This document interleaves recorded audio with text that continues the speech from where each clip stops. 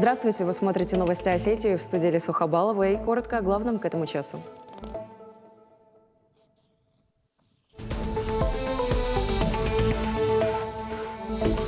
Очень хорошо у нас, отличный ремонт, отремонтировали очень хорошо.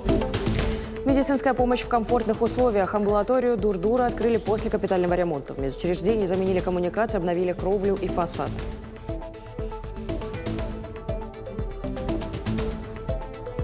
Сергей Миняйлов вручил сертификаты лучшим муниципалитетам республики. Победители определили по итогам рейтинга за прошлый год. Можно тебе вручить? Все, тогда вручаю. Принимай. Североосетинские депутаты присоединились к всероссийской акции «Елка желаний». Руслан Бекакаев подарок уже вручил. Продолжим в выпуске через несколько минут.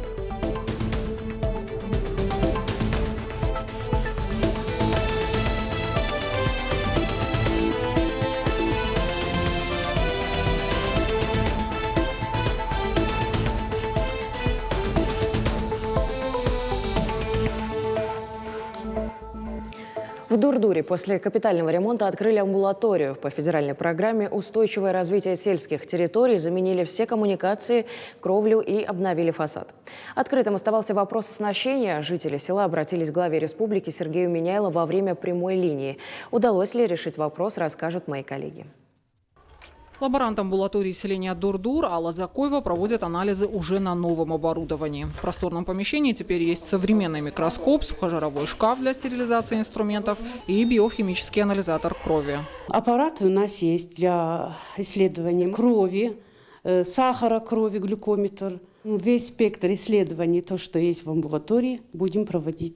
Рядом с лабораторией палата дневного стационара с 2 койками. Здесь есть кислородный концентратор и дефибриллятор. Это позволит оказывать медицинскую помощь даже в экстренных ситуациях.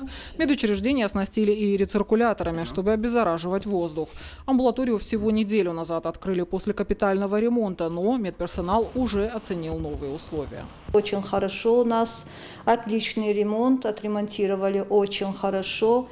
У нас прям приятно работать. Обновилось не только помещение, у меня и шкафы новые, и холодильник, и стол. И стул у меня все у меня новое, оборудование новое. Такого ремонта в амбулатории не было больше 20 лет. Работы вели по федеральной программе «Устойчивое развитие сельских территорий». В этот период медики принимали пациентов в приспособленном помещении местной администрации. В здании амбулатории заменили все коммуникации – отопление, электричество. Раньше вода здесь была лишь в процедурном кабинете, и то холодная. Теперь условия создали во всех кабинетах. Утеплили фасад и заменили кровлю. В амбулатории есть кабинет врача-терапевта участкового, врача-педиатра, процедурный кабинет, кабинет дневного стационара, кабинет медстатиста и лаборатория, которая работает 2 раза в неделю. Помимо этого вызова выполняем на дом. Больные, которые не могут прийти сюда, все посещаются обязательно на дому. Врачом-терапевтом, врачом-педиатром. И в связи сейчас с пандемией ковида проводится забор анализов на COVID-19. Ремонт амбулатории завершился, но открытым оставался вопрос оснащения. Жители села обратились к главе республики Сергею Миняйлову во время прямой линии. Руководитель региона заверил, проблему решат. Выделили более 500 тысяч рублей на оборудование, мебель для кабинетов, медицинские изделия и технику. Теперь здесь могут оказывать все процедуры первичной медико-санитарной помощи. Алина Хасцаева, Хетак Гапоев. Новости Осетии. А в Чекале капитальный ремонт центральной районной поликлиники только завершается. К работам приступили в марте по нацпроекту здравоохранения. В здании заменили все инженерные коммуникации, окна, двери и полы. Сейчас обновляют фасад, частично решили вопрос и с оснащением. Медучреждение будет рассчитано на 300 посещений в сутки. Жители Яровского района смогут получить медицинскую помощь в современных условиях по разным направлениям. Кардиология, хирургия, неврология, урология, педиатрия. Поликлиника начнет работать уже в январе. Появится у нас еще врач-гериатр. Это 60+ население, которые конкретно этот специалист будет заниматься этими больными. Кабинет подготовлен, оборудование приобрели. Оборудование частично, заявки мы подали. Я думаю, что Минздрав идет с полным пониманием, и проблемы эти тоже будут решены на следующий год. Это УЗИ-аппарат экспертного класса, холтеровский аппарат, еще какое-то оборудование, офтальмологам, окулистам кабинет. Театр юного зрителя «Шаби» участвует в федеральной программе поддержки детских и кукольных театров и партийной программе «Единой России. Культура малой Родины». Сейчас там устанавливают новую современную сцену, передвижной круг, ранее приобрели необходимое оборудование. Благодаря этому расширяются творческие возможности актеров, реставрируют и само здание ТЮЗа, оштукатурили стены, нацеклевали полы, заменили систему отопления. На время ремонта, репетиции и спектакли проходят в Доме культуры металлургов. В рамках этой программы мы имели возможность выезжать на гастроли, ставить новые спектакли, приглашать режиссеров. Это очень широкая программа, собственно, которая существует уже несколько лет, и наш театр активно в ней принимает участие. Закончить планируют в конце недели, то есть к Новому году, и мы рассчитываем уже в Новом году после зимних каникул уже открыть свои двери. Владимир Морзоев назначен министром промышленности и инвестиций Северной Осетии. Соответствующий указ подписал глава республики Сергей Миняйло. Напомним, ведомство Владимир Морзоев возглавил в феврале прошлого года. Сегодня же назначен министр природных ресурсов и экологии Северной Осетии Виталий Кукоев. Ранее он исполнял обязанности заместителя ведомства. Сергей Миняйло наградил лучшие муниципалитеты Северной Осетии. Руководитель региона отметил, уходящий год был непростым. И впереди еще предстоит немало работы. И призвал глав муниципалитетов в новогодние праздники обеспечить бесперебойную работу основных служб. Сергей Миняйло вручил сертификаты лучшим муниципалитетам по итогам рейтинговой оценки деятельности органов местного самоуправления. Первое место в конкурсе занял Моздокский район. Он получил 10 миллионов рублей. Второе место и 5 миллионов рублей достались Иравскому району. На третьем месте Лагерский район, и он получил 3 миллиона рублей. Полученные средства районы смогут потратить на развитие местной инфраструктуры. Напомним, конкурс среди муниципалитетов проводится в республике 3-й год подряд. Сергей Миняйло исполнил мечты участников благотворительной акции «Елка желаний». Напомню, руководитель региона снял с новогоднего дерева 3 открытки с заветными мечтами детей. В одной из них – желание ученика 7 класса 4-й школы Даниила Долганова. Он мечтал о новом ноутбуке. Теперь он у него есть. Подарок вручил уполномоченный по правам ребенка при главе республики Артур Кокаев.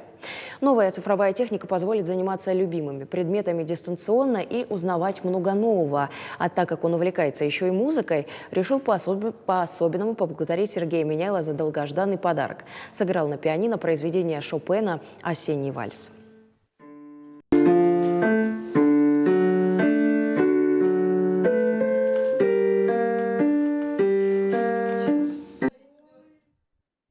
А ученица 7 класса хотела получить в подарок новый велосипед. Не ожидала, что мечта исполнится так скоро. Теперь с нетерпением будет ждать наступления весны, чтобы прокатиться на нем. Братья и сестры девочки тоже получили подарок от главы республики. А вот шведскую стенку вручили 7-летней девочке Амаге Хубецовой. По словам родителей, этот спортивный инвентарь нужен ей для поддержания физического здоровья. Из новостей узнали об этом, да, и было очень приятно, конечно, удивительно. А потом уже был звонок, и нам сказали, что так и так придут поздравлять, да. Чему мы были очень рады, правда, потому что эта стенка очень нужна ей, а у нее из-за ее особенностей развития, у них есть такое, они любят лазить.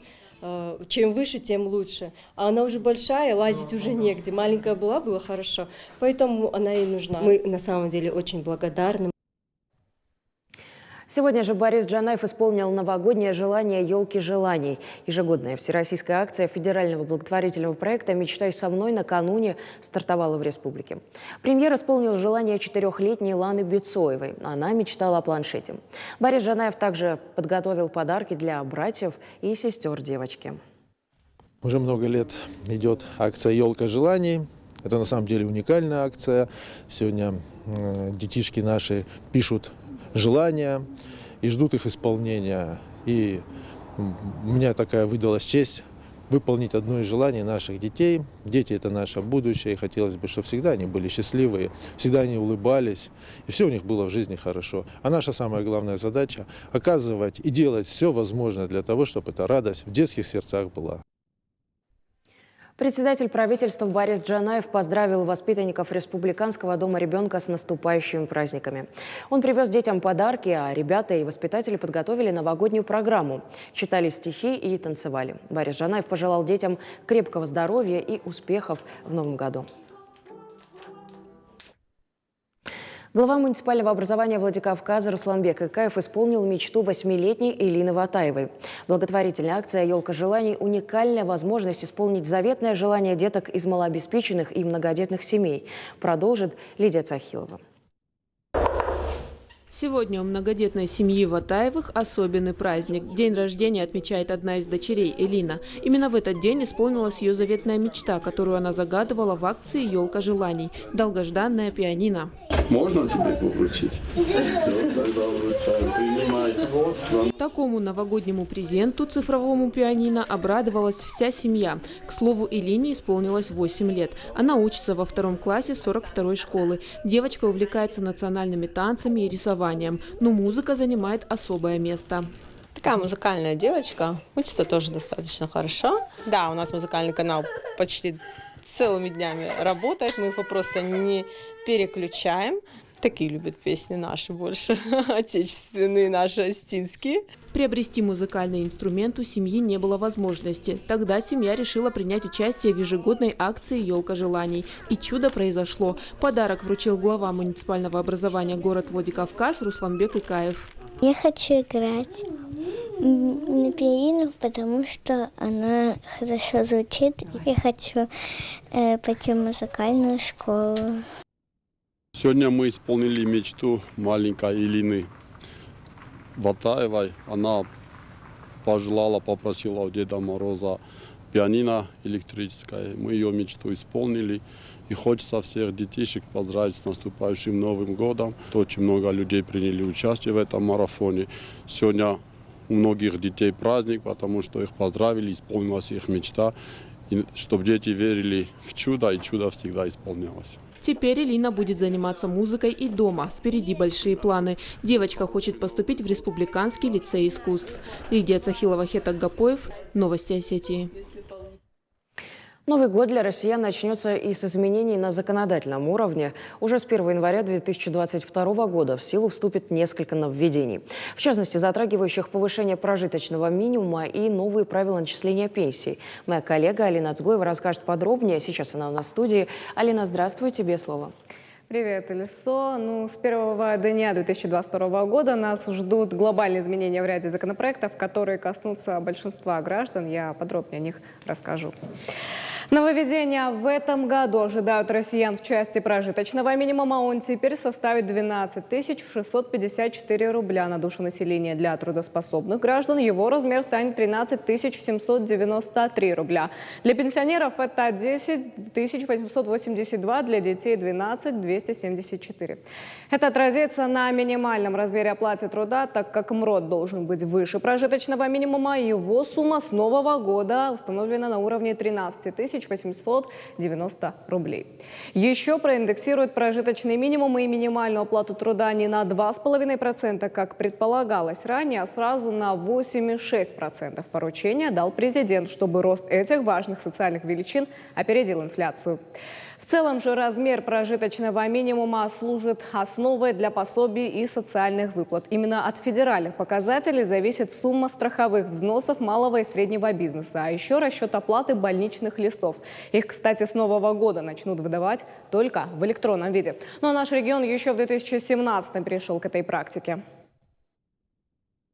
Работодатель уже не будет запрашивать этот электронный листок нетрудоспособности. Мы уже в электронном виде будем отправлять его, номер электронного листка, работодателю, а он уже будет нам давать в электронном виде информацию о заработной плате и тому подобное, чтобы для выплаты этого пособия. И в конце этого же года все медицинские организации уже перешли на выдачу электронных листков нетрудоспособности. В настоящее время мы лидируем в России по удельному весу этих электронных листков нетрудоспособности со 100% показателем.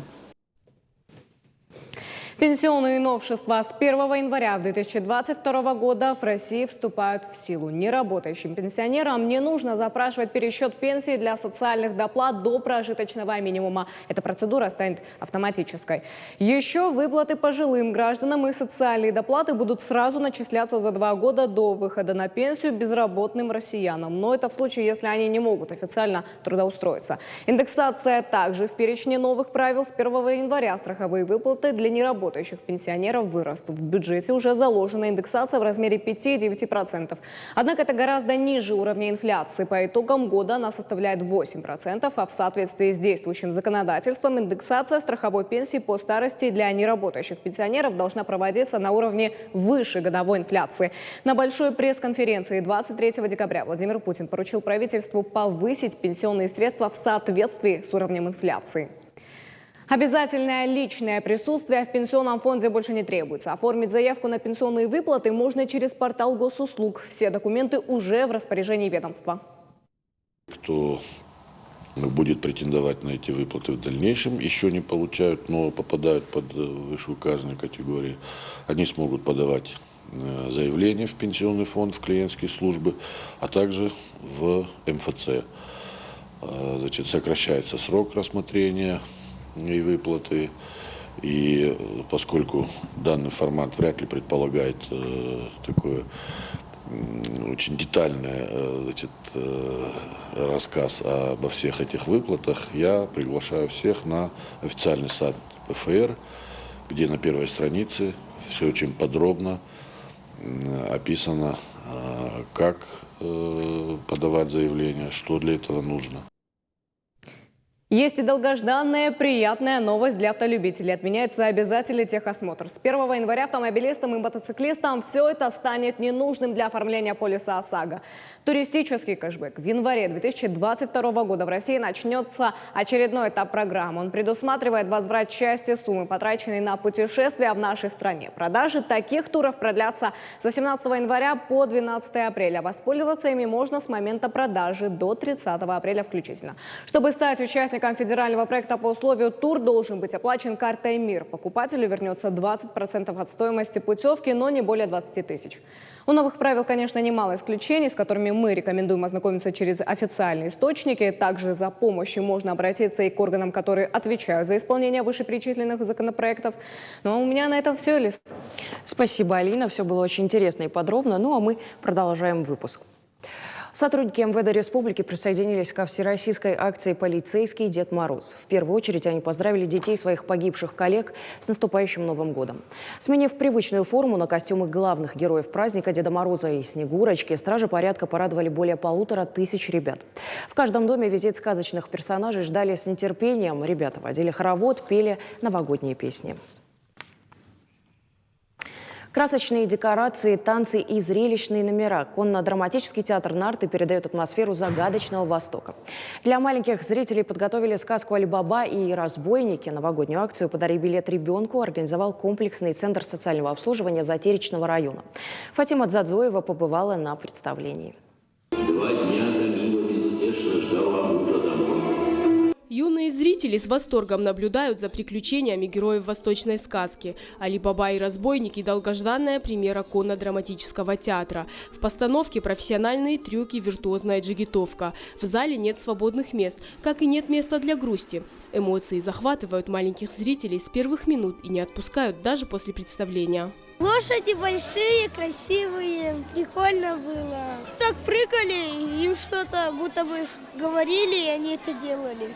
Они все понимают. Творческому коллективу удалось окунуть в атмосферу восточной сказки каждого. Уже 3-й год подряд мы работаем именно на детского зрителя. И это радует, потому что дети – это такой зритель, которого не обманешь. И когда он на эмоциях, когда ему это нравится, то актер тоже доволен, потому что это все делается ради них. Мы на сцене пытаемся творить добро. И вот эта сказка, она, в принципе, как все сказки, кончаются добром. Традиционно накануне Нового года комплексный центр социального обслуживания Затеречного района проводит акцию «Подари билет ребенку». Организации могут приобрести детям билеты на спектакль конного театра «Нарты». Эта акция проходит уже более 3 лет. к Новому году мы оказываем благотворительность, называется «Подари билет ребенку». И каждый желающий, кто может оказать непосильную помощь, принимает в этом участие. То есть дается репост, реклама, скидывается эта акция друзьям, ребятам, небольшим организациям, и благодаря им каждый человек может приобрести билет и подарить подарок ребенку. Побывать в восточной сказке можно до конца января. Перед началом представления детей встречают Дед Мороз и Снегурочка. Фатима Дзадзоева, Алан Суанов. Новости Осетии. Очередной отчетный концерт Владикавказского колледжа искусств имени Гергиева состоялся. Именно это учебное заведение подарило республике десятки и сотни выдающихся музыкантов, хореографов и деятелей культуры. Какие произведения ребята представили публике на этот раз, расскажет Зара Соколоева.